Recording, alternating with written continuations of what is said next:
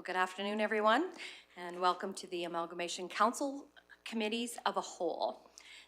Today is November 2nd, and I will first acknowledge that all public meetings are live streamed and recorded. Any verbal or written information provided may be included in public documents as per the Freedom of Information and Protection of Privacy Act 40-1. All right, we have an agenda before us. Adoption of the agenda, please. Mayor Rimmer, thank you. All those in favor? In favor. Thank you. Oh, I should acknowledge that Councillor Northcott is joining us via electronic means today. Thank you. Hello, everybody. No, I have asked because we're committees of a whole. We do not need a motion for Councillor Northcott to join us. Sorry. It's in the bylaw. Thank you. All right, looking at new business, I'll turn it over to Ms. Haight for 3.1. Good afternoon, Chair and committee members. The first item is the Amalgamation Committee's draft charter. Would the committee like to go through this? Okay, please. So this is a charter in addition to the terms of reference, and this charter just expands on some of the details in the terms of reference for the committee. And also the main purpose of the charter is to establish a clear direction for the committee on how they will be conducting negotiations over the next little while. So in the charter, the next section is the Amalgamation Committee's vision, guiding principles and objectives, which are the same, exactly the same as what is in the bylaws to establish the committee. Commitments. This is where there is a statement just addressing commitments for the committee and how they're going to work together.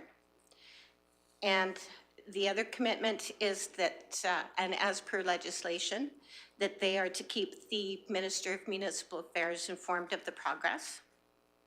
And the last commitment, which is really the only priority, number one and only priority for the committee, is to draft a report on the results of the negotiations. The project scope then outlines the items for negotiating, and again, it's exactly the same as what's in the terms of reference.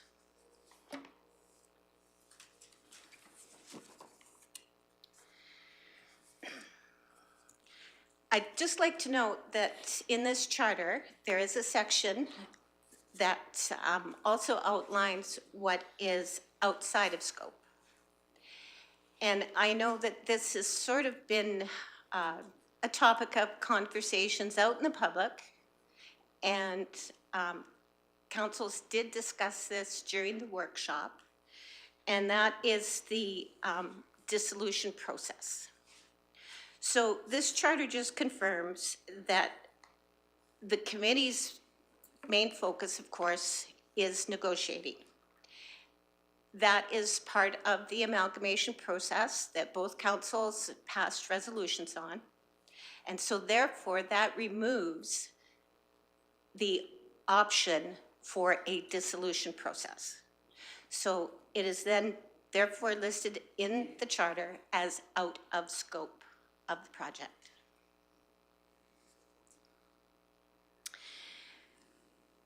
Next is the outcomes and success factors. So the project will be considered successful when the committee determines recommendations based on the best interests of the communities for negotiated terms in the amalgamation process. And also that the committee presents results of negotiated terms along with public and stakeholder input to Clearwater County and the Village of Caroline councils. Next, the charter lists roles and communication expectations for the committee. Listing also that this committee will alternate chairs, and for this inaugural meeting, we have Reeve Swanson as chairing. So next chair will be Mayor Rimmer, and then alternating from there. It also describes what administration is responsible for, and this would be including both administrations, both Caroline administration and county. And administration is responsible for coordinating and facilitating committee meetings, collecting, consolidating, and distributing materials, information, and data for committee application, providing administrative recommendations in a timely manner, planning public and stakeholder engagement as directed by the committee, and acting as a primary point of contact for administrative inquiries. And I would just like to note that Clearwater County's administrative team will be meeting November 16th to go through the administrative work plan. Next is the decision-making model. And I do have a couple of questions for the committee, or just wanting the committee to confirm.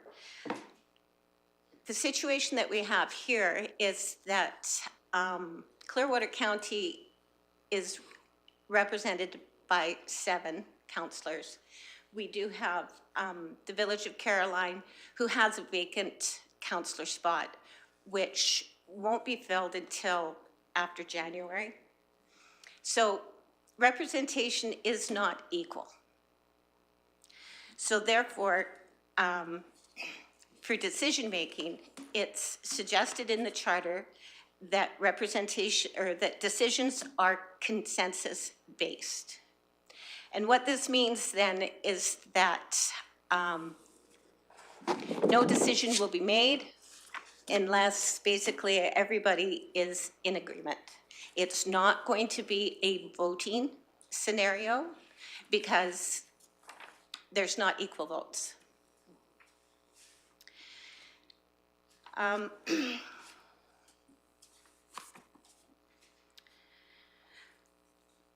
Included in the decision-making model, is a graph, and that it's using what they call as the rational decision-making process. And there are 6 steps for that, and those steps are just the general procedure, general process made under the rationale process.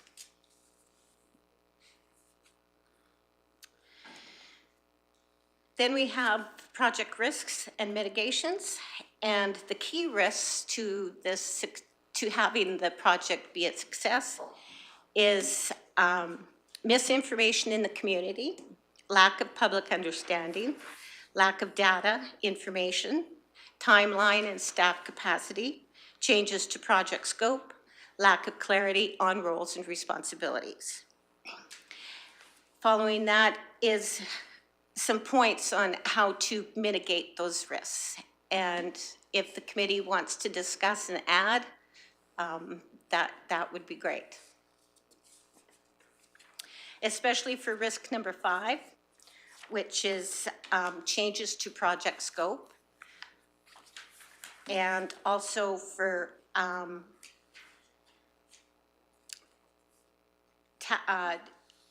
timeline and staff capacity.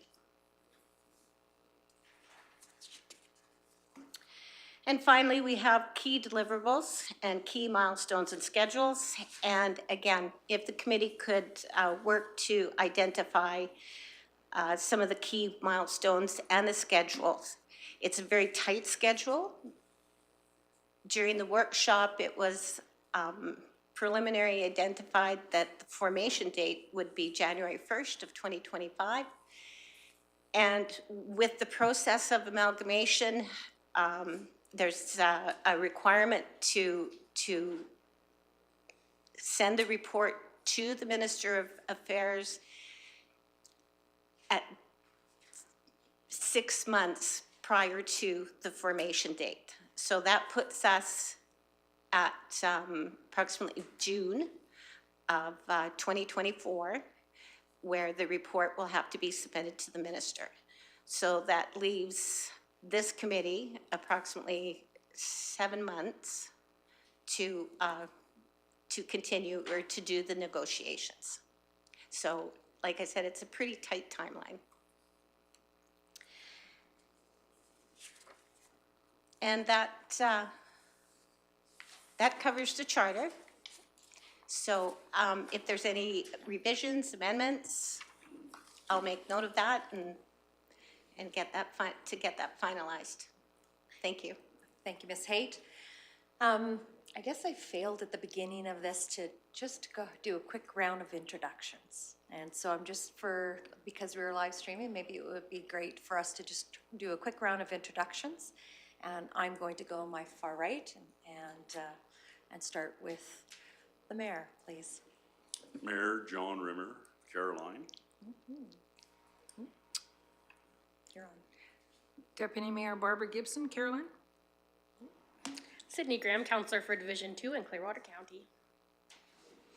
Good afternoon, Darrell Lougheed, Councillor for Division 3, Clearwater County.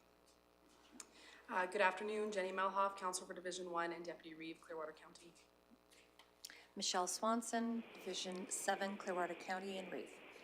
Debbie Nelson, Councillor, Village of Caroline. Neil Ratcliffe, Clearwater County Councillor for Division 5. Ryan Cermak, Councillor for Division 6, Clearwater County. Larry Wright, CEO, Village of Caroline. Georgita Tutik, Clearwater County's Communications Coordinator. Rick Emmons, Clearwater County, CAO. Tracy Haight, Legislative Services Coordinator, Clearwater County. Thank you so much. Oh, and online with us? Hello, everybody. Jordan Northcott, Councillor for Division 4 in Clearwater County. I can see everybody on my screen. Hello, everybody. Thank you very much, Councillor Northcott. All right, opening up the conversation and discussion in regards to charter, Deputy Reeve Melhoff. Thank you, Reeve. I'm curious about the tasks outside of scope. Is that an MGA or legislative requirement that we have that in there? I don't want to limit negotiations in any one direction, in any form for the village and or Clearwater County. So I'm curious if that is in there strictly because of an MGA or legislative requirement, or if we can remove it. Ms. Haight? No, not legislative requirements. This charter was drafted along general principles for project management, which one of the principles is to highlight or identify what the project encompasses and what is outside of the project. And that's just so that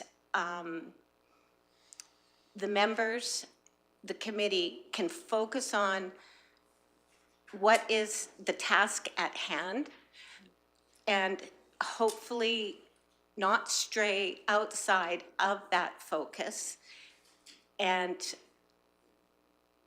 risk adding additional tasks or additional activities outside of the main focus, thus adding extra costs to the project itself and possibly derailing the focus of the project. Okay, thank you. Councillor Ratcliffe. Thank you, Reeve.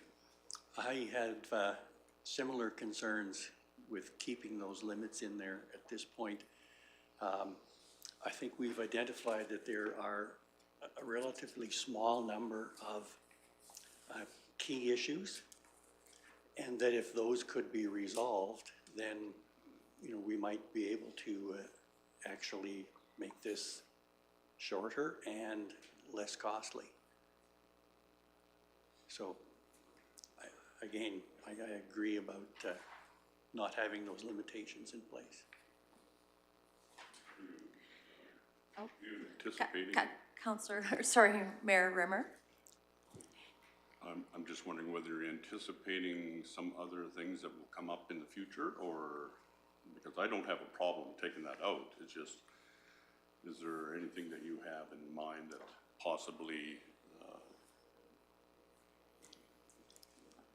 Can I let Deputy Reeve Malhoff? Yes. Thank you, Reeve, and thank you for the question, Mayor. I just don't want to limit us in any one direction. This is a large scope project, a large undertaking, and I feel that if we limit ourselves, we may be missing some amazing opportunities. So I don't want to limit us at all of what could be possible between our two communities. Yes, Ms. Haight. If I could maybe just get some clarity on perhaps maybe an example of what limiting would be. Like, is it, the legislative process is that there's 24 items that are mandatory for negotiating. Under those 24 items, and it is a very broad scope, there's also operational plans that are discussed in those negotiating items. So if I could just get clarity on an example of limiting, is it because the committee is thinking that there is a possibility that they would like to discuss a dissolution process? Deputy Reeve Malhoff. Thank you, Reeve. I want to ensure that as we go through this process, if that becomes the direction of that this goes, understanding that our last meeting, that is not the direction, but if it's a long process with a lot to go through, I don't want to take that entirely off the table, because you never know where these negotiations may take us. Okay, so maybe I could explain a little bit more about the current process that the committee is in now. Because of the motions that were passed by both councils to enter into the amalgamation process, the legislative step is that they now begin to negotiate. Once negotiations are done and the results of those negotiations are in a final report that goes to the minister, I should back up just a bit.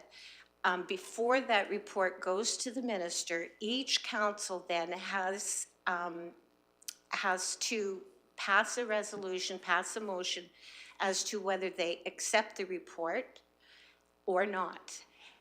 If the report is not accepted by one or the other councils, they would need to justify the reasons why.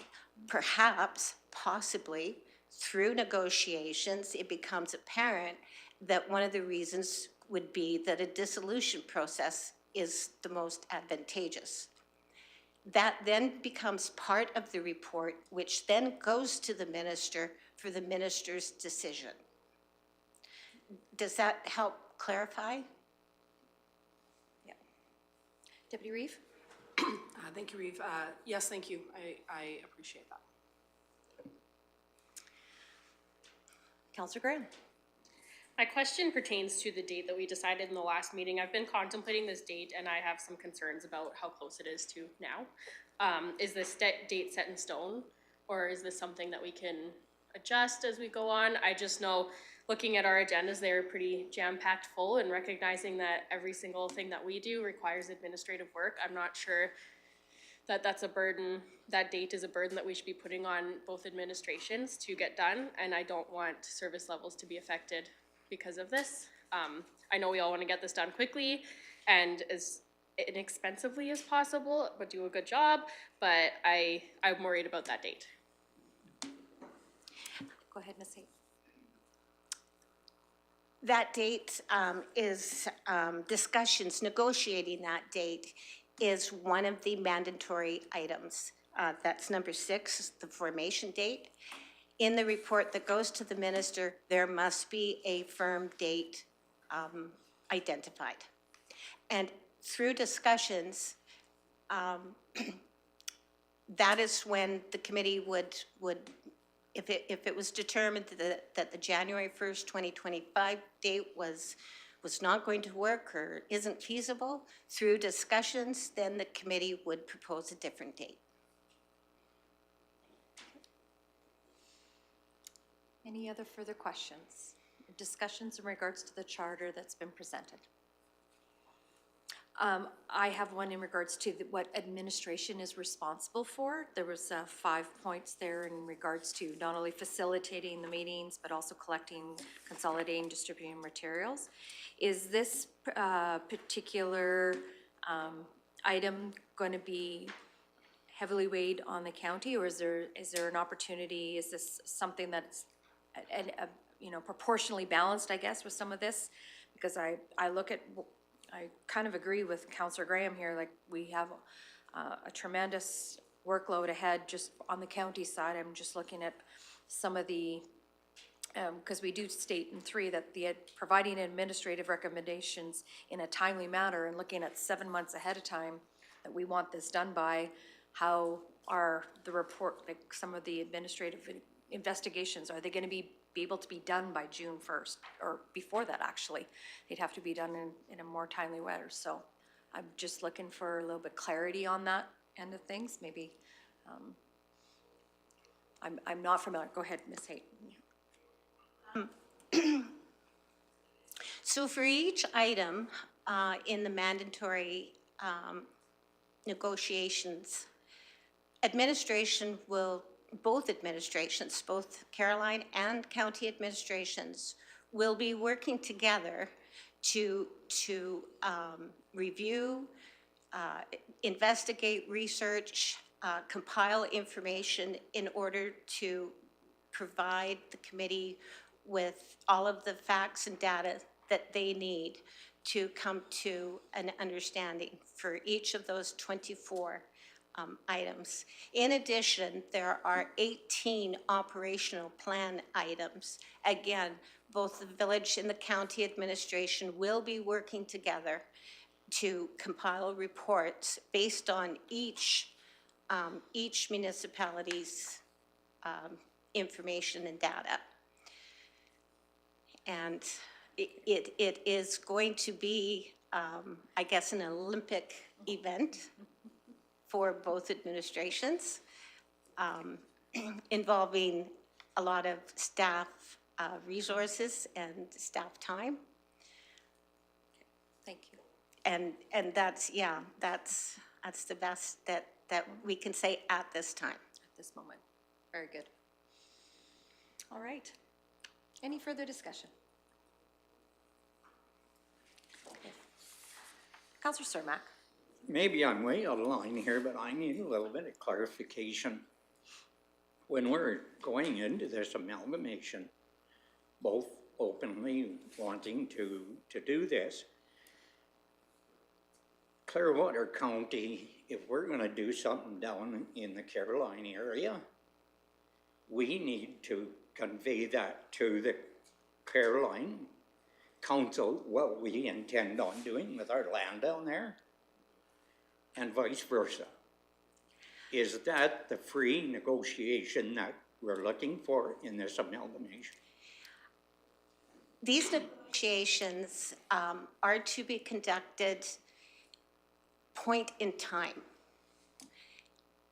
The committee is to consider all of the data and the information as of today.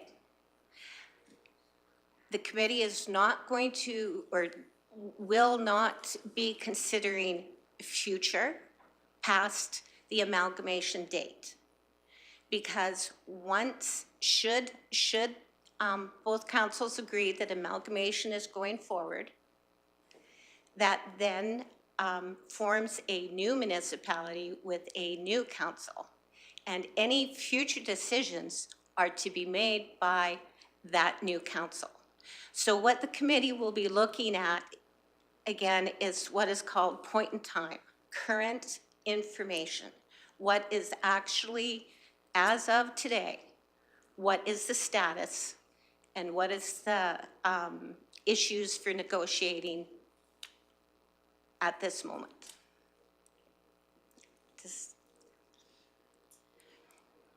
So, just to elaborate, future projects, they're not on the table. Like, there is, that would be for the new future council to consider. Projects up to today or up to that, January 1st, 2025? Yeah. If we're doing something out there with our land, we need to tell the village Yes. council. Yes. And if they're doing something that could affect us, they're to tell us. Yes. Yes, Okay. that's all part of negotiations. That's kind of Yeah. what I wanted to Yeah. be free and clear of. Yeah. Thank you. Yeah. Deputy Reeve Melhoff. Thank you, Reeve. Councillor Cermak, as they are the land stewards in their own municipality, sorry, we would have to go through the Village of Caroline regardless. Just as anybody would come to us through Municipal Planning Commission for land use designation, the same would be true if we were to do something in Caroline tomorrow. They are the land authority in their own municipality, so we'd be responsible to go through them. I do have a question about point in time. So how does that affect information that we're going to need in order to negotiate? Engineering studies, asset management plans, asset assessment, infrastructure assessments on both sides. That's future information. How does that, are we going for point in time now? Because I don't know if I like that very much because I don't have enough information to make a decision at this point in time.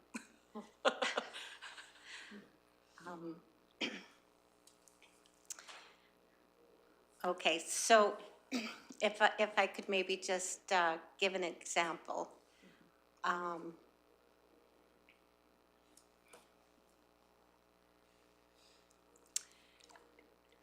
When I mean point in time, it's when you're negotiating items for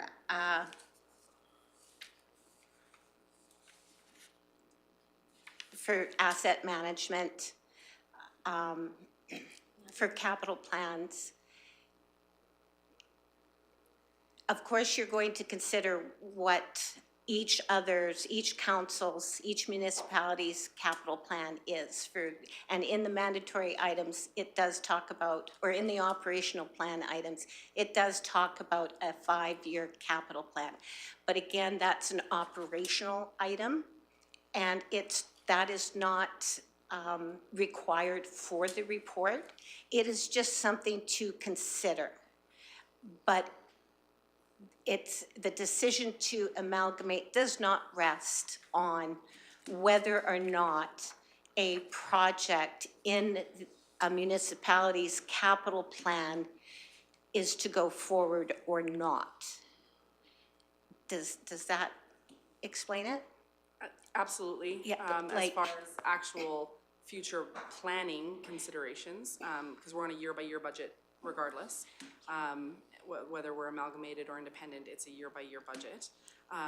However, are we still able to ask for more information in order to make better decisions, or are we, with whatever we have now at this point in time, are we still able to ask for more information? Or are Definitely, we, whatever information we have? 100%, definitely, yes. Perfect, thank you. Any more discussion? Okay, Councillor Lawley. Madam Chair, I know to create a successful process, a successful, transparent process, communications is going to be key. I would hope that this committee would be supportive of having a unified communication strategy, that we don't veer too far off that path as we move forward, because that's where those disruptive factors come into the process, where we start playing politics on something that is, I think, should be a side of politics at the moment. That's kind of my feelings and thoughts on the importance of the communication process to this. Thank you. Looking to you, Councillor Northcott, any input that you would like? I'm just looking at the comments that there's, I think Tracy Lynn explained this all fairly well. There's 24 things that we have to negotiate, and I'm just wondering what step we're on right now. I think we have to say we're on step. We made it to step one.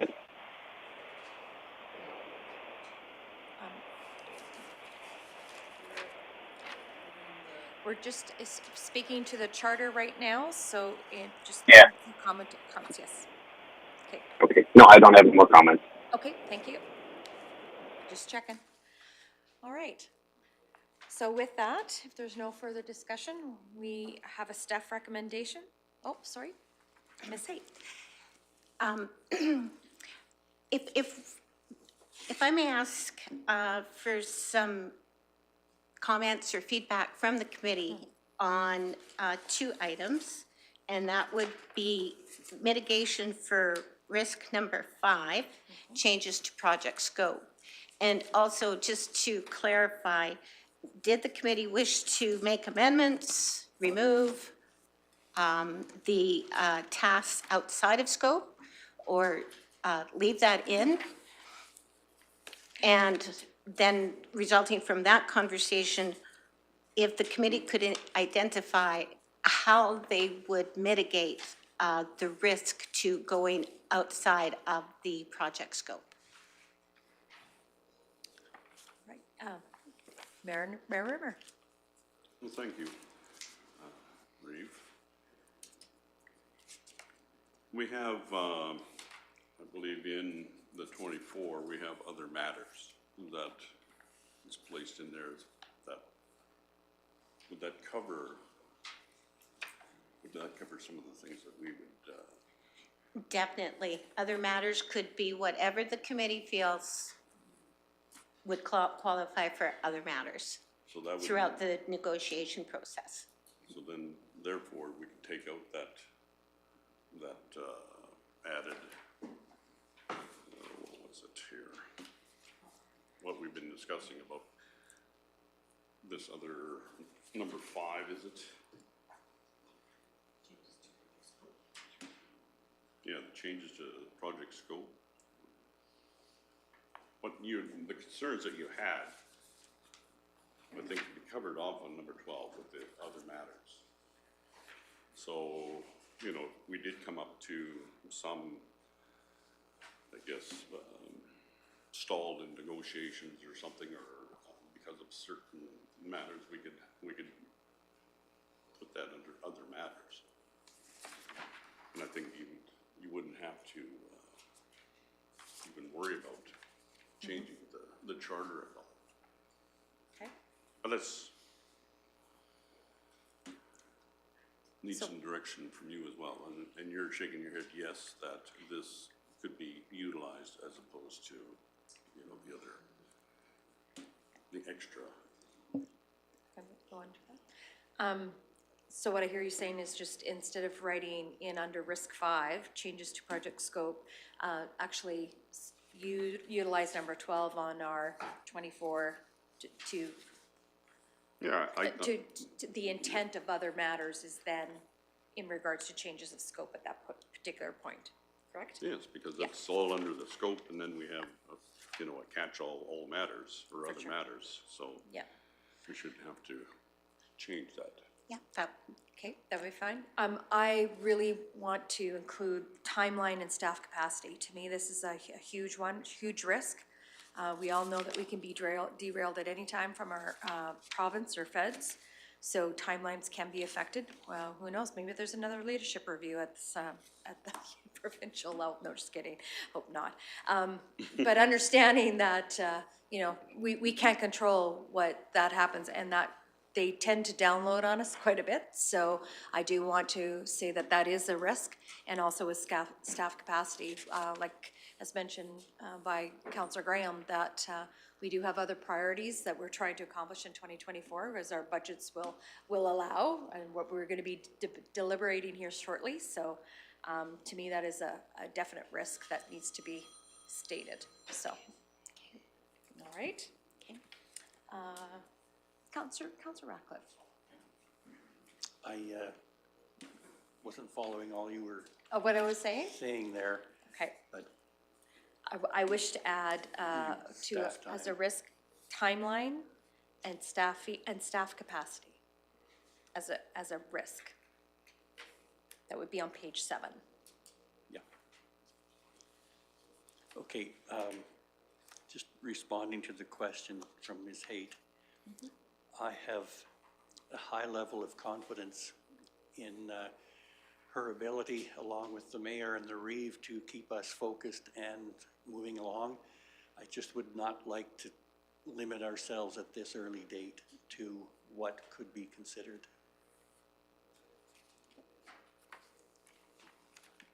Mayor Rimmer. Thank you. The timeline and staff, you know, the amount of time that will require from the staff from both municipalities, that also can be negotiated later on because of some of the things that might come up. You know, we don't know what might come up, but if we have a set timeline, and I think under this heading, timeline and staff availability, I think staff availability is I guess the hardest one to determine. And I guess we'll have to wait until we start hearing them whine or something, and we can then determine what we can do to mitigate some of the issues that they might. I know Rick's smiling, he's always whining. But that is negotiable at any time, so I don't think we have to really change that. It just be aware of how much of workload that they have, and we can discuss it at that time if correct. I guess I look at it a little bit differently then. As far as the timeline risk and staffing capacity, we all know that some of these projects that we are taking on in our budgets could be outside that are. We don't know when a road goes out, wash out in the spring, and that adds an extra burden. But you know, this is from a CEO to a director level with some of this as well. So it is still a risk. I don't. In all honesty, yes, we could cover it. It could be a blend. But I really would like to identify it because it's not just for us at our level, it is also for our residents to understand that they're expecting a certain service level, understanding that our capacity for our staff it will be tapped out, and that they may, you know, this is our priority, and that maybe our residents don't want to feel second priority. They want to feel, and it's no different than I was sure for the village residents as well. So that's how I'm looking at it, is to ensure that our residents understand that the timeline and staffing capacity could be stretched over these next 7 months.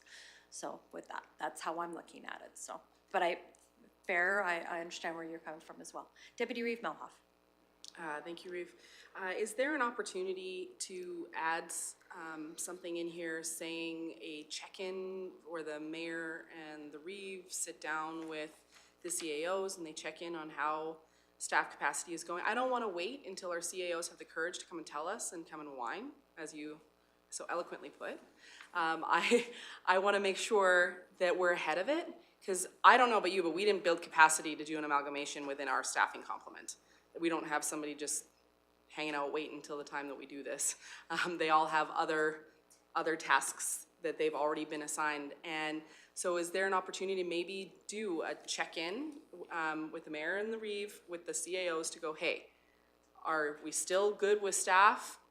Do we need to look at adding to the complement for this particular project because it is a large undertaking, et cetera? Could that work? Ms. Haight. Definitely, that could be an item under mitigating risk number 4. And also, an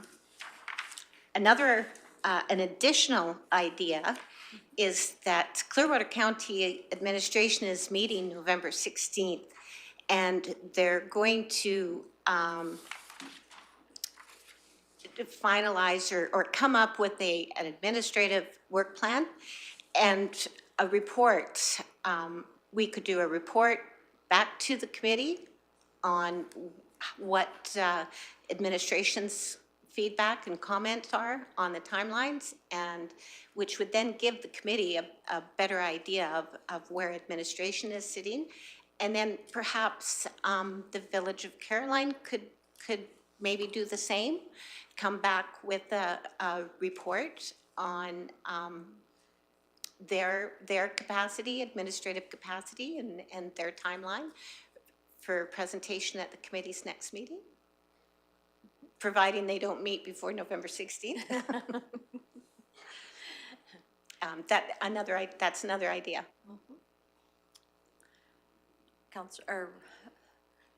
Mayor Rimmer? You're ahead of me.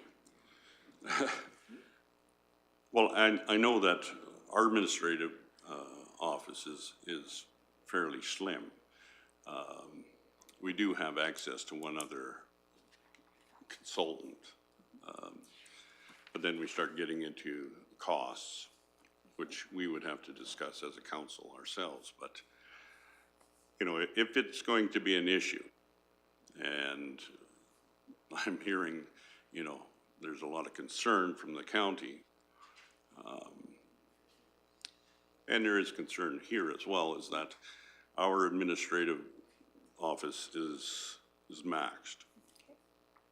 I think they have 3.2, whereas you have 250,000 of them here. But anyway, we can certainly help administratively, but we would need council approval before we even considered that. And Larry, do you have any comment about that particular? Don't take another shot at that Bendlin. Mr. Wright? Yeah. We started last August to prepare for all this, and I've been through this before with the creation of Wood Buffalo. So we've aligned our capital budgets, we've aligned our municipal upgrading process, our equipment, and our staff. And that includes certification in many of the issues, and we went through our financials back to 2010. In 2018 on taxation issues, water, sewer issues, and many things like that. So we're actually, and the mayor can comment on this, or deputy mayor, we are fairly well in the process right now. And because I've been through it before in Wood Buffalo, and we amalgamated the city of Fort McMurray in 7 communities and First Nations. Yes. We're pretty familiar with the process, so. But we did start a long time ago. That was all done in 7 months, right on. Actually, not too far off. There you go. That's awesome. That's great. Go ahead, Mayor Rimmer.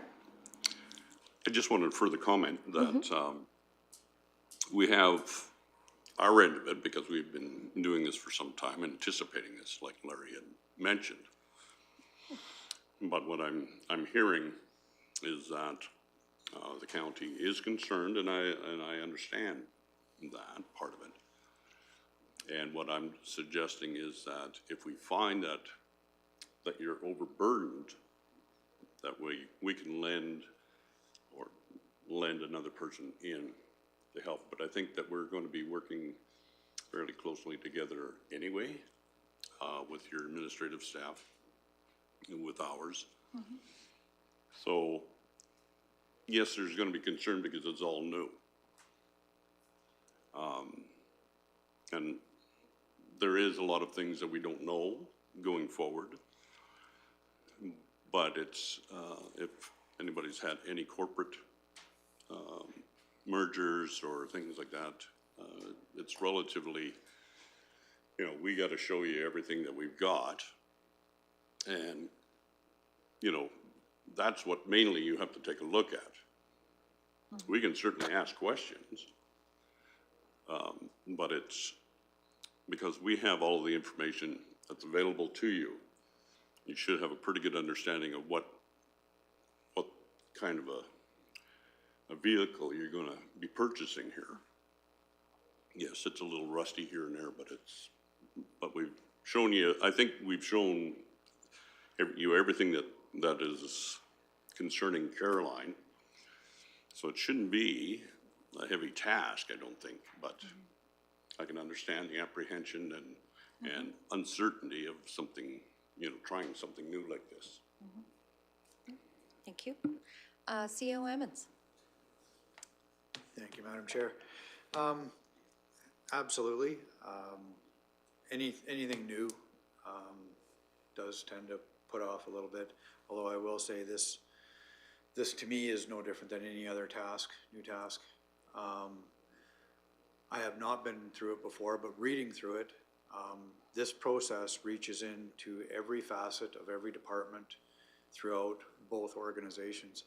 I do see significant staff resources being required for meetings to get together, to assess, to evaluate, to composite a report of infrastructure, right from our bridges to Caroline's sewer system to, because I believe the public will want to see that. And that's simply time.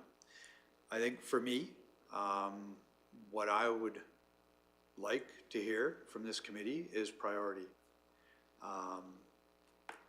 We absolutely have the resources to assign it if this is a priority. If this is a third or fifth priority, this will never be achieved within the time limit described.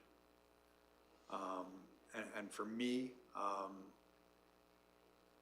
representing Clearwater County here, that would be, I need to know I'm complimenting my council and its direction. That's where I was hoping to go. Thank you. Deputy Reeve Melhoff. Thank you, Reeve. Sorry, Mr. Wright, you said you were part of the specialized municipality creation. Is that much different than amalgamation? Because it looked to be quite different when I was looking into the differences between amalgamation, dissolution, annexation, and the creation of a specialized municipality seems to be a quite different process. So you said that you're prepped for this based on building a specialized municipality, but the process seems to be quite different. So I'd love to hear some of the parallels. I don't understand your definition of specialized municipality. Well, Wood Buffalo is a specialized municipality. Yes. So the creation of said specialized municipality is much different than an amalgamation, or at least in all of my research it is. So how can you prep based on that? I would suggest that when you're working with hamlets involving First Nations and everything from the NWT border to Saskatchewan, it takes in the same kind of content and concerns. And I can tell you that we worked for 11 years after to hold that together and make it work. And it was quite interesting. And it's interesting, if you really look at what happened and what occurred in the creation of Wood Buffalo, the province dissolved themselves. It was reverse and pulled out because they couldn't get the employees and they couldn't get the workforce and they couldn't quite bring it all together. So we brought the power of the city of Fort McMurray into that. And I know I ended up running a staff of 100. And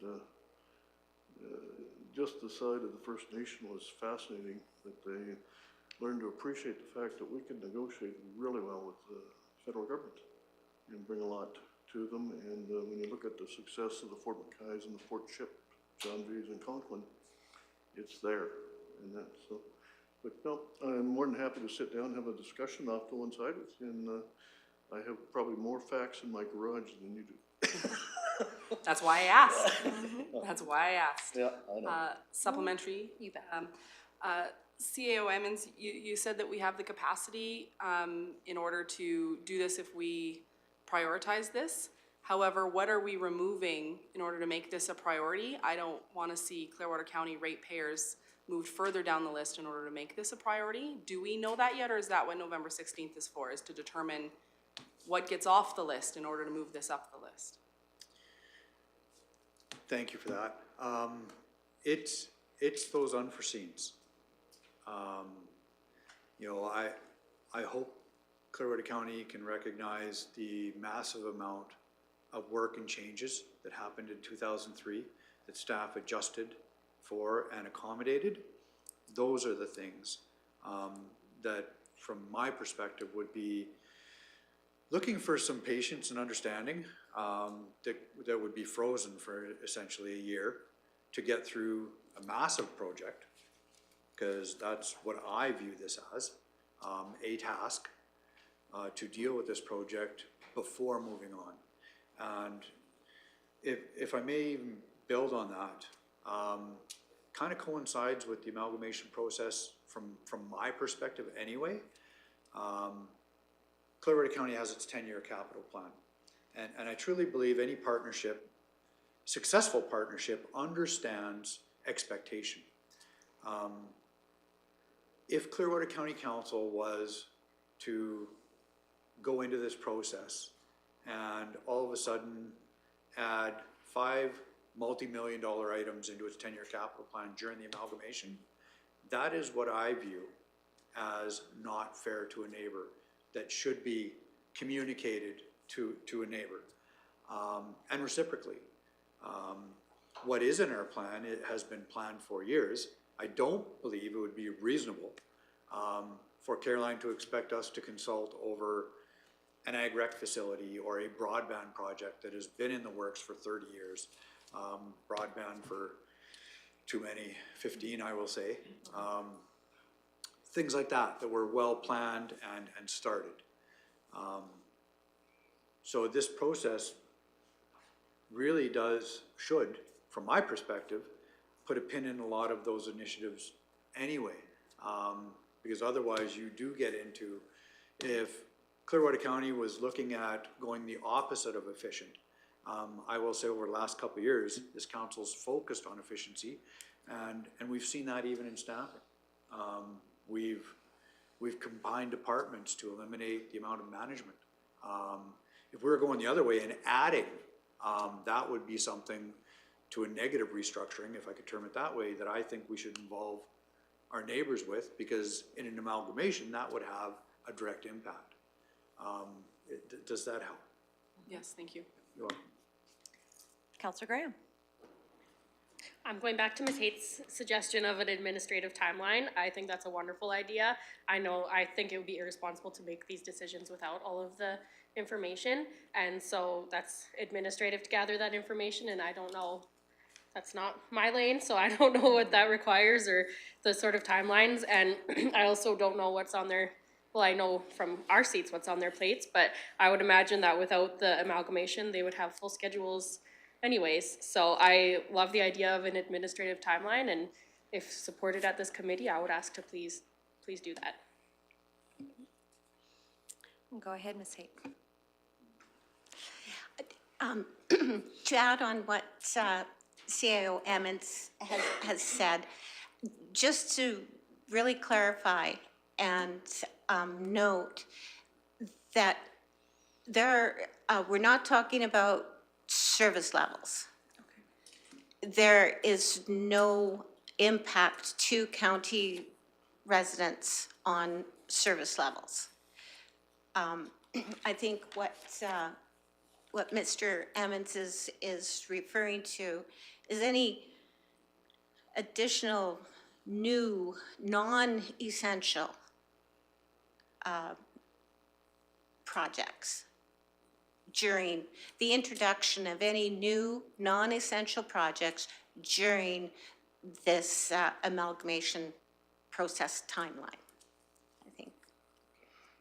Okay. If I could, but again, just to emphasize, Clearwater County residents will not see any changes, any impact to existing service levels. Thank you. Or existing projects in the county's budget. Thank you. Councillor Lohi? Thank you, Madam Chair. Yeah, I'm optimistically or cautiously optimistic that the timelines outstanding can be achieved. It's a monumental task. Even I just look at aligning two drastically different asset management philosophies. It's going to take some work.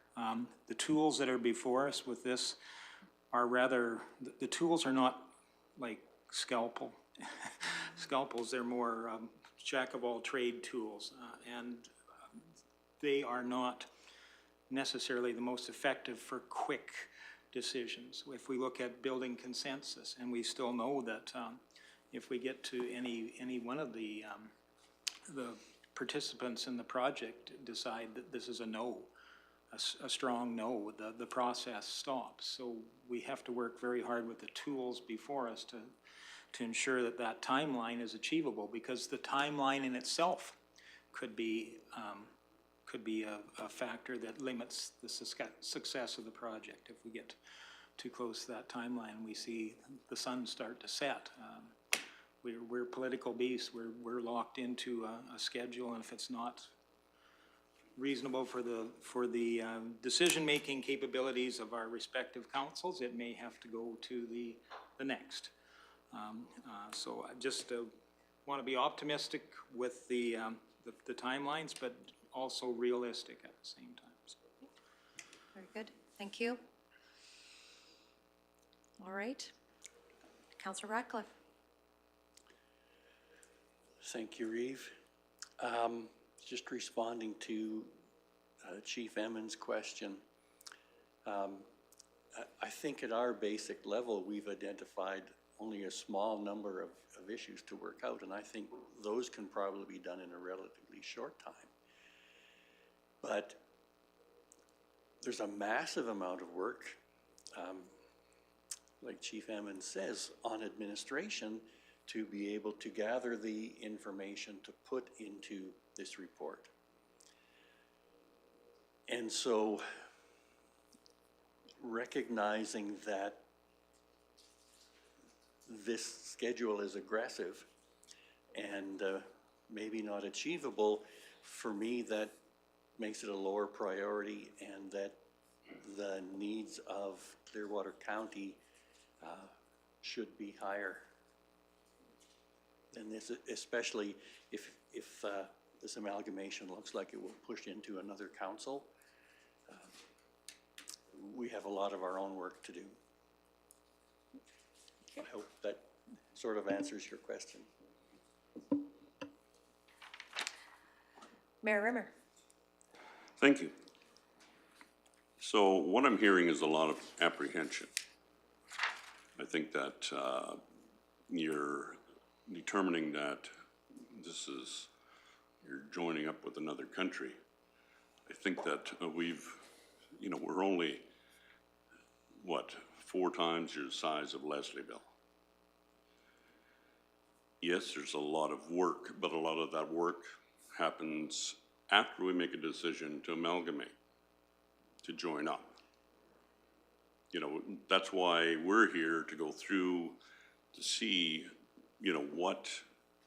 if there's anything that can be done that would make a lot of sense for, Caroline joining up with Clearwater County as the only, we're basically the only service center in the southern part of the county. And that was one of the reasons that we even moved towards that, was because, we have so much in common. We're doing so many different things together, and the previous time before this council, we had a lot more that we were involved in. So I don't, correct me if I'm wrong. Yes, there is quite a bit of work to do, but a lot of that work can be done after the fact. It's our job to go through this and determine whether, Clearwater County thinks that, it would be beneficial to the county to have Caroline as another center. We provided all the information about Caroline, our financials, we're in good shape. We're moving ahead with things, and I don't want to see that stop. I want to see Caroline still advancing, but if there's going to be a lot of apprehension, it will drag out. We will be like, well, it would take years then. But if there's a will to do it, and there's a desire to do it, then it'll be done in a short period of time. If there isn't, and we're scared of whatever we don't know about, then it's not gonna happen. Deputy Reeve Melhoff? Thank you, Reeve. Mayor Rimmer, maybe I missed it. I have not been provided any of the information from Caroline at this point. So maybe administration does have that. Or maybe I'm the only one that hasn't seen the financial statements, asset management plan, 3, 5, 10-year capital plan. I haven't seen any of that.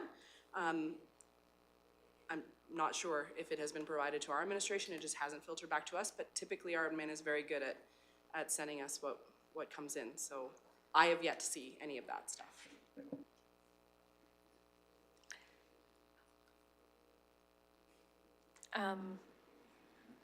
Sorry? CEO Emmons, sorry. So just to address that, Caroline CAO has provided the public budget and the financial statements. What I was referring to was more of that asset management, that condition of infrastructure that I believe the general public will want to see and know of. Our 10-year capital plan is also online in public. Those weren't the documents that I thought my council was interested in. It was more of that asset management and getting our staff together to compile a report that gave that assessment. And that's the financial view that I was speaking. Wastewater system, water systems, those type of assets. Okay, thank you. Mayor Rimmer? Thank you. Well, I believe that we have several Stantec reports. I thought that they were requested and they were sent, from my understanding, and they were sent. So I don't know. That's what I'm trying to ascertain here is we've been asked of those, and we've been, from my understanding, everything has been given. Whether you guys have read it or had a chance to read it because you've been too busy or whatever, or somebody hasn't provided it to you. I know that it was confirmed to me that it was sent out. Thank you. Ms. Haight? And just to explain a little bit here, what is currently being talked about are operational plans. Those asset management plan, water, wastewater, the capital plans, infrastructure. Those are all part of the operational plan items, which again are not required to be finalized or determined in the negotiation report. They are considered, perhaps discussed in tandem with the mandatory items. However, they're not a requirement for proceeding with amalgamation or not. Only those 24 items are to be considered for proceeding with amalgamation. Okay. So just to clarify that. Okay. Mayor Rimmer? That's why I said previously that, we have to determine, within the charter, what we're going to get to and determine whether it's viable or not. And I understand you want to have an idea, how good is the entity that you would be amalgamating with. A lot of the operational stuff would come afterwards. And that's, it's for your own peace of mind. If that's what you need, then that information is there. Okay. Councillor Graham? I do have a tiny human to pick up at 4:30, so I'm gonna try and bring us back to the charter here that we were discussing. And we're also kind of getting into the administrative lane, which is not our lane, guys.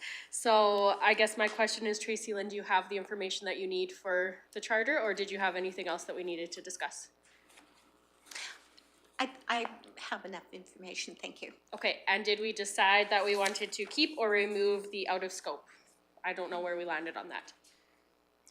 I believe we said that we would put that under the other, under the number 12, other, in within the 12 Okay. other matters.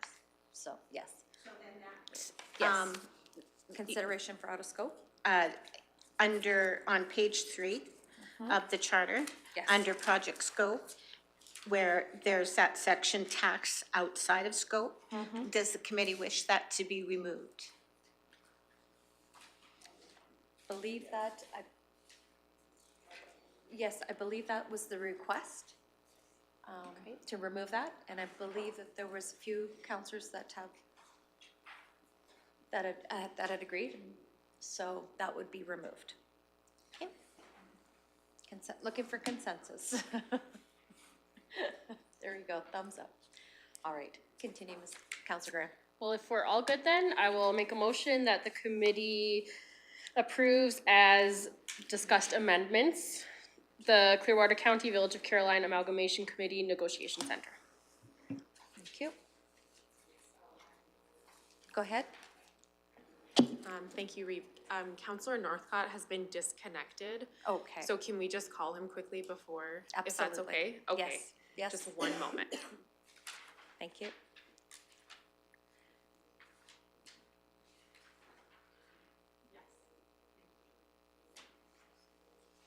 Wait a minute. Yeah. Yes, that's fine.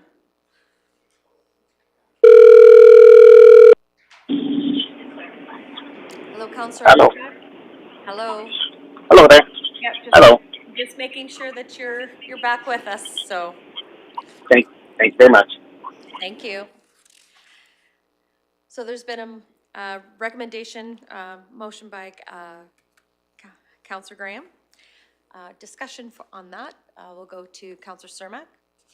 Yeah, the project scope, I don't see anywhere in there that it says anything about, the point of contact. I shouldn't say that, sorry. Ensure all communication is strong and clear messages. Who does that? And should that not be in the charter, that there's only one story that comes out of all of our meetings? Or is it under one of the 24 that I don't quite understand? I believe that the Because I think that's a big issue as far as I'm concerned, that our communication, like Reeve said, has to be precise, strong, and to the point, and there's only one story that comes out to the public. Not our story, not the neighbor's story, just one. Yes, Ms. Haight? Councillor Cermak, that's a great lead into item number, the second item Yes, that's coming up on the next. agenda. Oh, sorry, That's, but shouldn't that be in our project scope? well, you're referring to the risks to the project, and Well, I don't think it's a risk. I think it's something that has to be there. yes, and Because we don't want a whole bunch of stories out there no, in amongst our 12,000 that we have and the 500 that the village has. exactly, and that is highlighted in the terms of reference for the committee. The charter is focusing on the project, the negotiation process. The terms of reference is, it speaks to, addresses conduct of the committee and communications, coordinating communications. That is part of the conduct of the committee. Like by agreeing to, or by passing that bylaw, that accepts the terms of reference, where it holds the committee responsible and accountable for communications. And part of the communication process is that communications are done jointly and with approval of the mayor and the Reeve, and that There's a few other details in there that I can't just recall right now, but your concerns are addressed in the terms of reference for the committee and also addressed in the public participation plan, which is the next agenda item, 3.2. Okay, thank you. Yeah. So it will be covered. It is covered. Really important. Yes. Thank you. Deputy Reeve Melhoff. Thank you, Reeve. I just want to confirm that we had added in, under risk 4, the check-in for the mayor and the Reeve with the CAOs to confirm, and that we added in risk 5, that timeline and staff capacity, that administration will be building. Yes. Thank you. Thank you. And so, for the motion then, that the committee approves as amended. As amended. As amended. Yeah. I just wanted to make sure those Yeah. amendments were in there. That wasn't in there. Yes. All right. Looking to call the question. I'm hoping that Councillor Northcott is not disconnected again, so I will call this in question. All those in favor? Actually, can I just get a repeat on the motion, Reeve, please? Sorry. Yes? Repeat for the motion, please. Sure, that would be it. Councillor Graham. All right, I would like to make a motion that the committee approves as discussed amendments, the Clearwater County Village of Caroline Amalgamation Committee Negotiation Charter. That is the motion. Thank you. Looking for, I'm going to call the question. All those in favor? I'm in favor. Oh, Question on what's the amended one? it was just discussed by Deputy Reeve Melhoff. So anyways, we'll go through the amendments that was discussed one more time. So, Councillors, Yes, the Okay. amendments. Councillor Cermak removed tasks outside of scope so they can be covered in other matters. We added in a check-in under risk 4 for the mayor and the Reeve to check in with the CAOs. 6. And we under risk number 5, a timeline and staff capacity assessment to come later. Okay. So I believe that was passed. Thank you. Now moving along to 3.2, the Draft Amalgamation Committee Public Participation Plan. And I'll turn it over to, it says Ms. Haight, but I'm sure it's Mr. Jitsa. Yes, item number 2 is the committee's public participation plan, which is a very important part of the process. As legislated, the report that goes to the minister is to highlight on what has been done for public engagement, consultation, et cetera, et cetera. So I'll turn it over to Jurgita Tutik, who is our communications coordinator, and go through the draft public participation plan, which you should all have a printed copy of. Thank you, Tracy. Good afternoon, committee. So the draft public participation plan was written using Clearwater County's public participation plan template.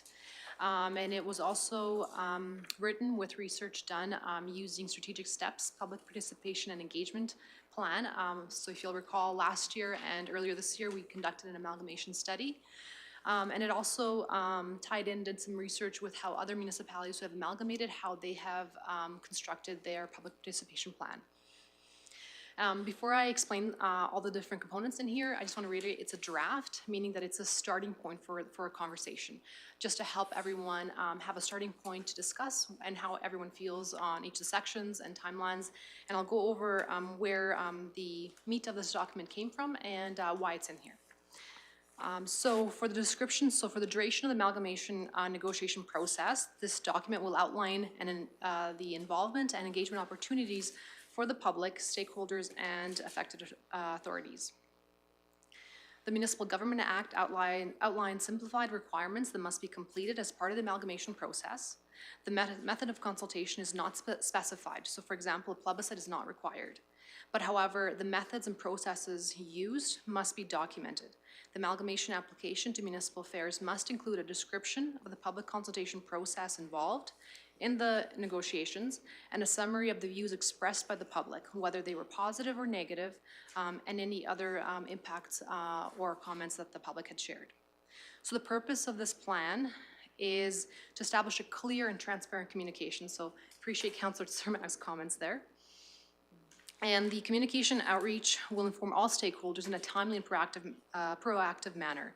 So the main focus and the key themes in each of the communication methods that we select will be that we will have an emphasis on the amalgamation process. Specifically, we will identify what is happening, why, when, and how. So we'll try to focus on the 5 W's just so that our communication is clear and easy to understand. We'll focus on the topics that stakeholders will have an input on. So as previous discussions have taken place, there's some topics that have legislative restrictions. For example, there might be policies or bylaws in place that limit outcomes and public input. So it'll be really important to be clear with the public and all impacted stakeholders where they have the opportunity to input on and how that input will be used. And then finally, the last focus area will be how the input will and did influence the associated decisions. The process will be highly educative on the amalgamation topics being negotiated, and the related information must be written in an easy to understand format. So once again, emphasizing that it's written in plain English so that all areas of our audience demographic can understand what's happening. The next section is the project background. So some of you might have seen this diagram before. We've included it in previous news releases when we've talked about the amalgamation process. The previous consultant, Strategic Step, has included it in the public consultations just to help the public understand that a lot of work has already taken place.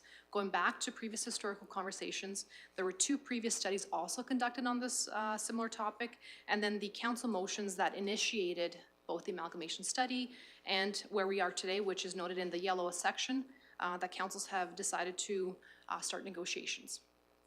It's also important that we choose our words very carefully, that no decisions have been made.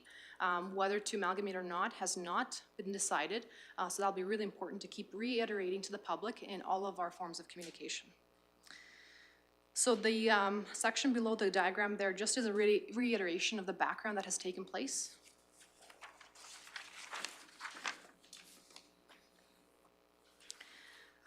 Another important component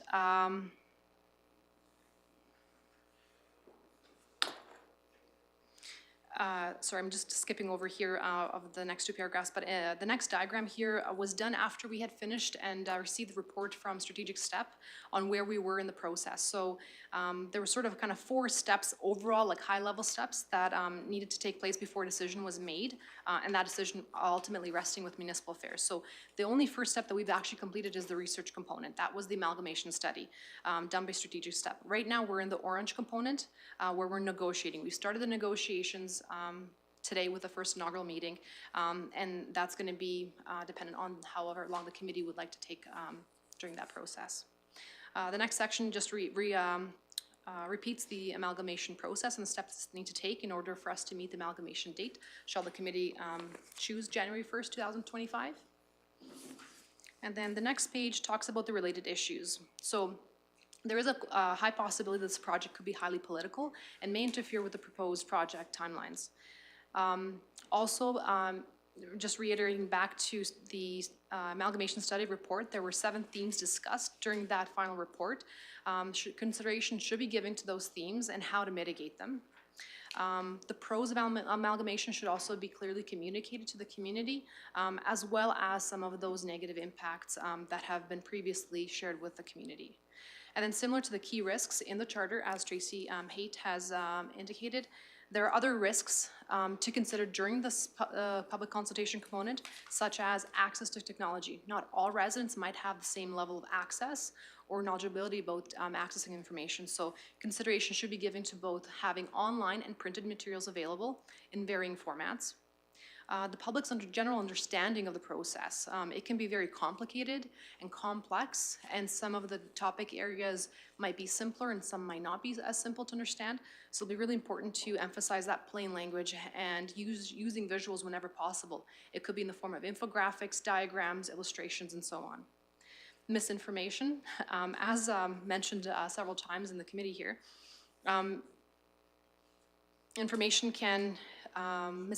can easily spread, especially on social media. So we'll try our best to focus on why the decision was made to amalgamate or is being made to amalgamate if the committee and councils choose, what the anticipated benefits are, what the associated risks are, and information being considered during the negotiation topics.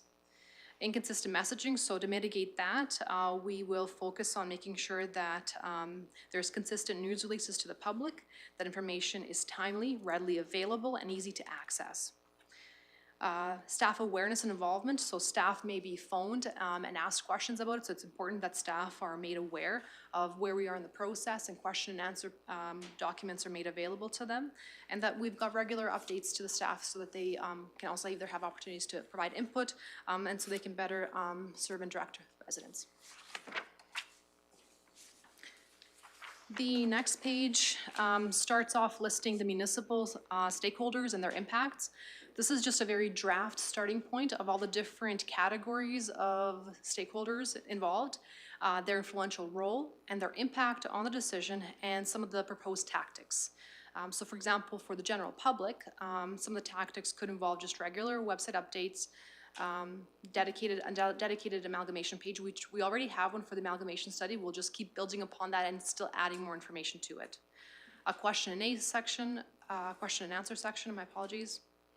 Public information paper, what could be brochures, pamphlets, newsletter articles, publishing e-newsletters, radio interviews, potentially with the mayor and Reeve, posters, at minimum, perhaps 2 in-person community information sessions, perhaps a public survey, which I didn't include on this here, but it could be really dependent on how the committee feels, some of the topics, how much input they need from the public. Then we've got adjacent municipalities, regional services, third-party utilities and services, and then on the second page of this area, or page 7 of 10, we've got community groups and then local businesses. And at a minimum, they would be notified with direct mail or email. And then that notification would also include a fact sheet to provide an overview of the process, opportunities to provide input, and a timeline with the link to the municipal website, and a request to provide information or feedback within a 30-day period. That's just to help with the timeline. And then moving over to page 8. So some of you have seen the International Association of Public Participation spectrum, and this is essentially a spectrum of how to help an organization determine how and when to engage the public. And a simplified way of understanding the spectrum is that the inform category, the very first column on the left-hand side, really talks about here's the information for the public. The next column is consult, and that's more of here's the information, tell us what you think. The third column is involve, and that is here's some information, tell us what you think, and we'll do everything we can to get your feedback. The collaborate column is let's work together collaboratively. And then finally, the fifth column is empower, and that is tell us what you'd like us to do. Considering the timeline and also the legislative restrictions, most of the 24 mandatory topics and the 18 operational topics would fall around the inform/consult, depending on how much input the public may have on some of those decisions. So the page 9 of the document lists those 24 mandatory topics and the 18 operational topics. So once again, just reiterating what Tracy mentioned, although these operational items are not required for the report to the minister, it's considered best practice to consider and address them in tandem with the mandatory items. So I've just listed inform, and there's one of them that has a consult on them as a draft starting conversation point, but they are no means set in stone. They are just to gain input from the committee. If there's no questions, I'll go over to the last page. Okay.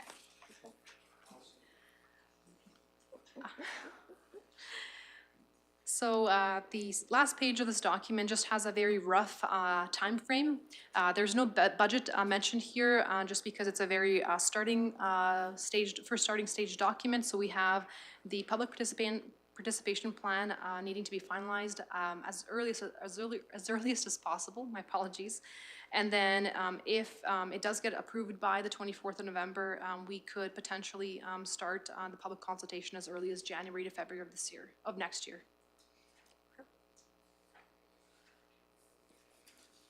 Anything else? And the last section is the evaluation. So how will we know if we're successful in the public consultation process? So similar with what previous public consultation plans or engagement plans have noted, is that as long as it complies with the policy, it's within the approved budget and timeline, the results have been used in the decision-making process, and stakeholders understand how their input was used. And then also utilizing website and social media analytics, feedback forms, monitoring the surveys, and also any survey analysis that might be required. Fantastic. So quick question, in your budget timeframe, I see there's some blanks. Is those left out intentionally as far as dates for this? Yes. For this committee to discuss? Yes. Thank you. All right, going to some questions and comments. I'll go to Councillor Lougheed. Thank you very much, Madam Chair. Really excited about entering into a transparent public process as we move forward. In the past, many of the discussions we've had with our other municipalities or about our other municipalities are subject to FOIP. How do we tread lightly in that minefield as we move forward in an open and transparent public process, realizing we not only deal with the people that are in this room, but also our other regional partners and other municipalities that surround us that have been not privy to all the discussions that I know my council has been privy to, and how we walk that minefield of not sharing information that's under the protection of FOIP. CEO Emmons. Thank you, Madam Chair. So if I may do my best, and I will defer to my team to add on where I neglect, but I would respectfully suggest that legislation would dictate, as any two corporations discussing really a merger, an amalgamation of two municipalities is just that, there will be the need for closed session negotiations and discussions. Absolutely. As those take place, when we get beyond legislation where it permits, that's where transparency has to come in. Not to abuse the closed session and those opportunities, but wherever possible, the two councils to be as transparent as possible, still respecting each other's right to privacy as far as a corporation, a business. And that negotiation is totally appropriate within closed session. But to make it transparent, to be public as soon as possible. Thank you, that's helpful. Thank you. Deputy Reeve Melhoff. Thank you, Reeve. As far as the inform/consult piece, is that able to be determined as we go through and change? Like, this is a living document, we can change it to consult if we feel the need when we get to that particular negotiating point, rather than just inform? Because I think I won't know if we need to consult until we get to the negotiating of that particular point. So I just want to make sure we are leaving it open for us to change, inform, consult, or involve, or collaborate, or empower at any one of these points. Go ahead. That's a possibility, as long as the public is clear and understands that every one of these topics starts at least at the informed level. And then more information will be provided to the public as the committee progresses in the negotiation process. Excellent, thank you. Councillor Graham. This looks great. You always do such wonderful work. I really appreciate your work on this. I also was wondering if I could request that we get some business cards with the QR code to go right to the website to hand out to residents. Like the broadband ones that we got, because I think that's really beneficial for people. It just brings them right to the Amalgamation website, and there's no confusion trying to type it in and stuff. Absolutely. We've made notes over the last year with the feedback from residents about how difficult it was to find some information on the website. We also need to take into consideration the demographic that we will be reaching out to. Some of them are very much tied to their mobile phones and some are not. So we'll try to diversify our communication as much as we can. Thank you. Any other discussion or questions in regards to the communication plan that's been, public participation plan, excuse me, that's been set before us? I appreciate the fact that, for myself, that you've tied it into strategic steps. I think that's very important that we keep that continuity and not confuse with our own graphics, and thank you for that. I appreciate that. I think it's been very self-explanatory in how you've laid it out. I can't think of anything else for us to discuss, or any other questions? If not, look for a recommendation. Councillor Northcott, how are you with the public participation plan? No, all those sound good. I know that it was done in the past at the waste transfer sites, according to the the surveys and stuff that was completed, there was a high level of information was received by at the waste transfer site. Doesn't matter, can explain. Thank you. Any other comments or questions? If not, I'm looking for a motion. Recommendation. Councillor Lougheed? So move as per the staff. All right. As circulated, thank you. That council approve and adopt the public participation plan for the amalgamation negotiation as circulated. Perfect. I will call the question. Oh, sorry. No, Mayor Rimmer? I was ahead. Okay, I'll call the question. All those in favor? Thank you. You're moving on then to item 3.3, the draft amalgamation negotiation progress report template.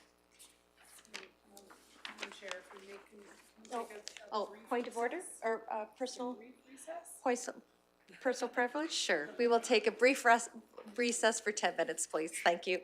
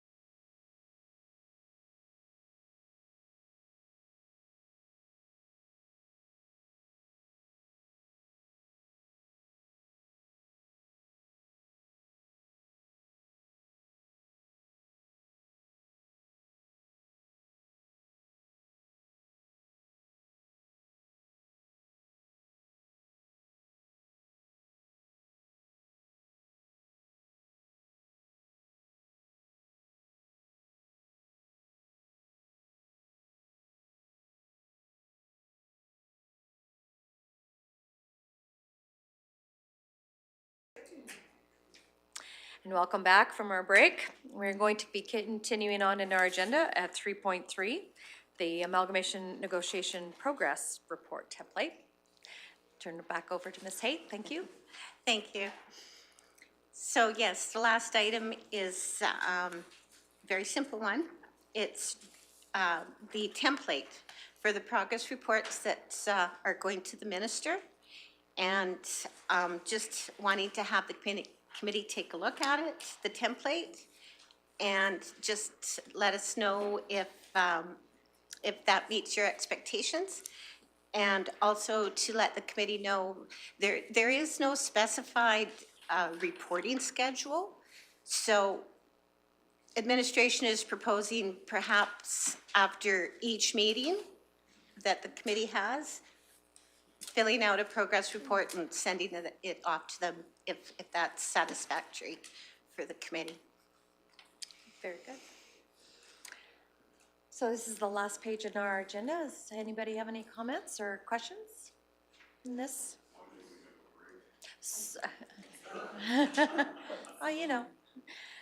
I like the way you've laid this out. It's an opportunity to, like you say, to keep the minister in the know. I'm wondering, yes, it's going directly from, or coming directly from, I see it's Mayor Rimmer and myself. Would there also be a CC to administration on these particular reports, or is it? Yeah, definitely. Yeah. Okay. And I just want to give a shout out to our communications team. They're responsible for the layout on this report, so. It's very eye-catching. I Yeah. like it. So yes, definitely CC administration. Please. I think that's, because we all know that sometimes things can get lost in email. So it's always nice to have that follow-up. Very good. Councillor Lougheed. I know on some of our, thank you, Reeve. I know on some of our other intermunicipal committees, we have the ability to have an official synopsis of what was discussed, and then that be spread out for approval before it's actually issued or made public. Is that what's intended here as well too, or is it just essentially communication gives the Coles notes of where we're at and sends that to the minister, or is it something going to be vetted throughout the committee? Ultimately, it's difficult with our tools before us. We work off consensus, so it's not a, sign the minutes kind of thing. It's if you would. I'll answer the last question first. Yes, it will be a synopsis of the meeting, of the committee's meeting. It would be, yes, Coles notes based on the minutes. And if the committee wishes, they could ask that they approve or just have it approved by the mayor and Reeve. It's whatever the committee would decide. Looking for that suggestion. Councillor Surma. I think that should be sufficient, that the mayor and the Reeve do the synopsis, read it, and then probably after it's sent to the minister, maybe both of you do another letter and say, have you received our emails and all of that, and do you need any more information to move ahead in this? Because that's what those people, when they came here and talked to us about meeting with the minister, always do a follow-up a week later, just so it's not forgotten. Very good suggestion. Ms. Haight. No, I'll note that. Okay, thank you. Would it be the will of this committee that once we've sent this off to the minister that you get CC'd on this as well, so that way you have an understanding of what's been put forth? Okay, thank you. We will do that as well. Any other suggestions, comments? Deputy Reeve Melhoff. Thank you, Reeve. More of just a question, not a suggestion or comment. DJ, or sorry, Miss Tutik, when we work with the town, you work directly with Miss Button to make sure everything is coordinated. Do you have somebody within the village? That way we can ensure that that communication responsibility is being shared? Historically, when we were in the amalgamation study process stage, we've made sure that the Village of Caroline CEO was in the loop with all of our information before it was released to the public. So that was our point of contact. Okay, thank you. Thank you. Anything further? If not, looking for a motion. Councillor Stormack will make that motion. The committee approves the amalgamation negotiation progress report template as presented. Anything further, Councillor Northcott? Maybe you lost him. That's fine. He could still be on his break. Anyways, although I will still call the question. All those in favor? Carried. Thank you very much. I believe that's it on the agenda, so looking for a motion to adjourn. Mayor, oh, sorry. Deputy Reeve Melhoff, sorry. Thank you. Just confirming the 4th and the 5th are our next scheduled meeting dates, or at least that's what I have in my calendar for December, as previously determined, the 4th and 5th of December. Next meeting dates? Thank you for bringing Yes. that up. Administration could possibly use an extra day. Is the committee in agreement with meeting December 5th? Or, yes, yeah, because originally it was 4th and 5th? Yes. And it's, instead of meeting on the 4th, like canceling that 4th, and could the committee meet on the 5th and expecting that it would be a full day meeting? Okay. Would that be So acceptable? when you said extra day, I'm like, are you wanting the 6th? Because that's your budget day. Yeah, exactly. No, we would need the 4th. If, please. Okay. So you want to remove a day, not put in an extra day. Right. Okay. So just having December 5th as the meeting. Okay. Looking like, oh, Mr. Wright. Just, I probably may be out of the country for that date, okay? So just heads up, and not by my, so my other half is directing me now. Okay.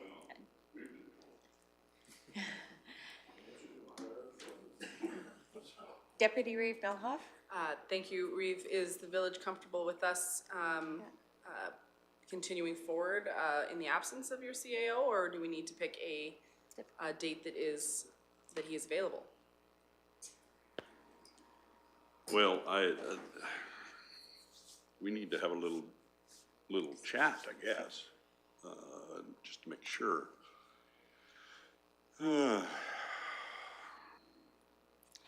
Okay. So. I think, we slated 4 days to get this thing moving and moving quickly. Because we're up against a timeline as well of the end of January to bring in a new counselor. A new counselor then has to be brought up to speed, so it could add to the add to the confusion, but no, we'll have a little talk with Larry about that and see whether we'd be comfortable or not. I think we'd be fine.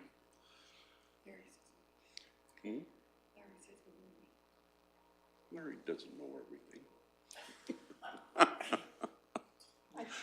Okay, I think that we would be fine.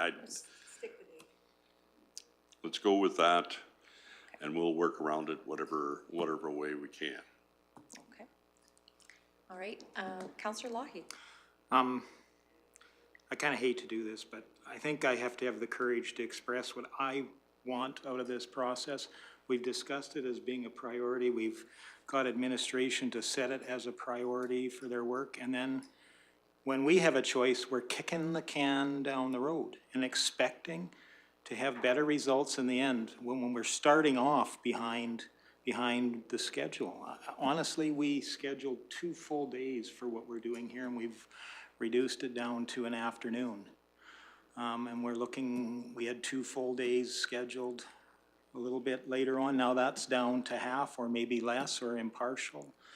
And that's not without flinging in the uncertainties of what comes between now and that date that may kick it down. It's highly unlikely we're gonna schedule more dates in between there. They tend to, and I hate to be a downer, but having sat in this chair long enough to know our time frames seldom get shortened, they usually get stretched. And I really want to see this be successful and meet the needs of our community. I think we have to demonstrate we're willing to put a priority to this. And we say we want to put a priority to it. Gosh, what do we have to do to really communicate that? And that's show up. Sorry for flinging that grenade in there, but that's one I feel I needed to have the courage to say. So. Mayor Rimmer. Well, I agree.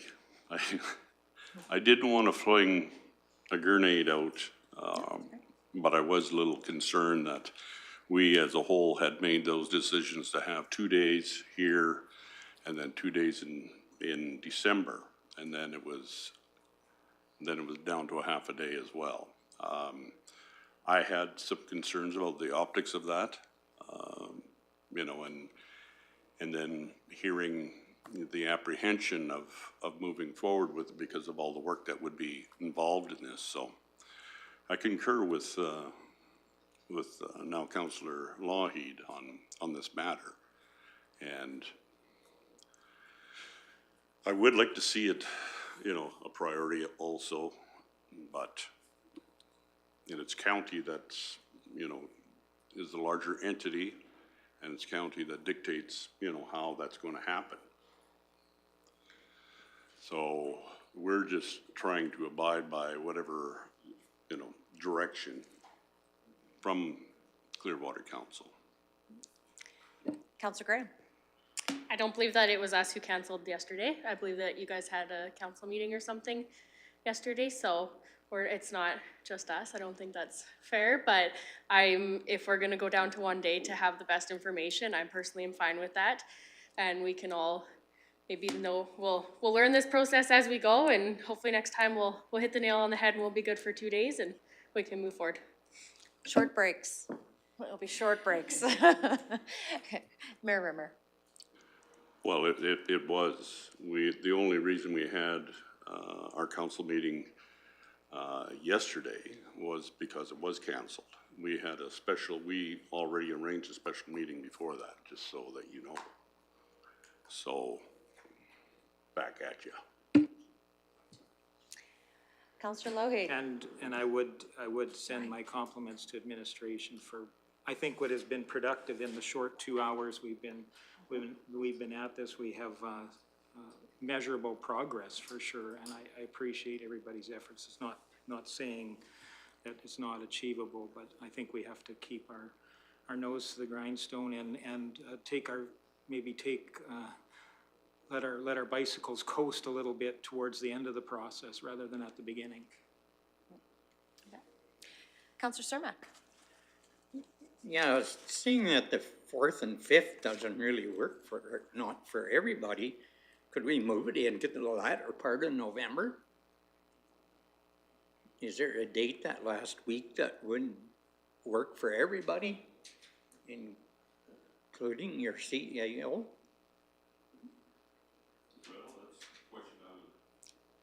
That was a question I was going to ask him, is like, can we do it, you know, or have somebody else come in and be able to sit in this chair and be able to advise us on some things. But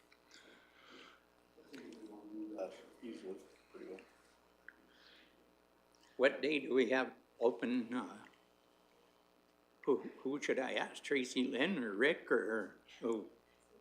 CAO Emmons? If I may make the suggestion, the illustrious Alana would be best to Okay. coordinate schedules, see what my fear is. We are really struggling for any dates right now with budget, year end, all of that approaching us, which is why the original date. Right off the top of my head, I don't know if the end of November would even be feasible, which is why it landed on the 5th and 6th before. But I would say that the best course of going forward would be to leave it with trustworthy Alana. She will check dates for us, email them to Larry, and coordinate from there. That sounds like a plan. Because I think sooner the better. Well, Yep. whatever preparation needs Yep. to come to us, yes, the administration would need that time to go forward. Deputy Reeve Melhoff. Thank you, Reeve, but at this point, going with the 5th, we're good, like, at this, unless things change, this point, going with the 5th. Go ahead and say. Well, what I'm hearing is that preferably meeting December 4th and 5th. And administration is prepared to follow through if those are the dates that the committee wishes to schedule. Administration will make it happen. Right. Councillor Graham. I know that you wouldn't say that you would prefer just the 5th unless you really needed that, so I don't want you or all of administration to be overdoing themselves. I think if you guys need the 4th to prepare or to deal with budget or whatever you guys are needing that day, we should just do the 5th. And like I said, we can move forward, we'll learn as we go here. Thank you for that.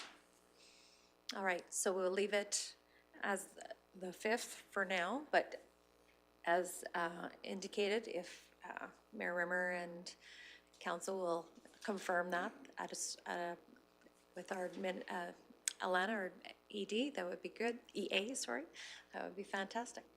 Anything further? Mayor Rimmer.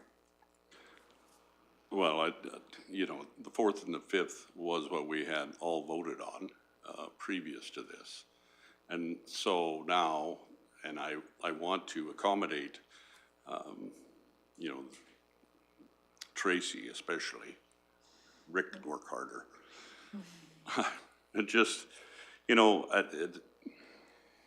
I hope that we make some decisions going forward that, you know, the dates are going to be set and the dates are going to be set.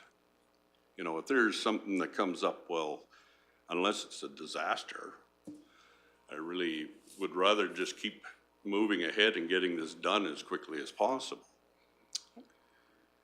So that's all I have to say. Okay, thank you. All right, Ms. Haight. And just again, to assure the committee, we're there. Okay, thank you. All right. If there's nothing forward, could I get a motion for adjournment? Councillor Cermak. All those in favor? I have a text that says I'm in favor from the other side. Thank you very much, and till the next time.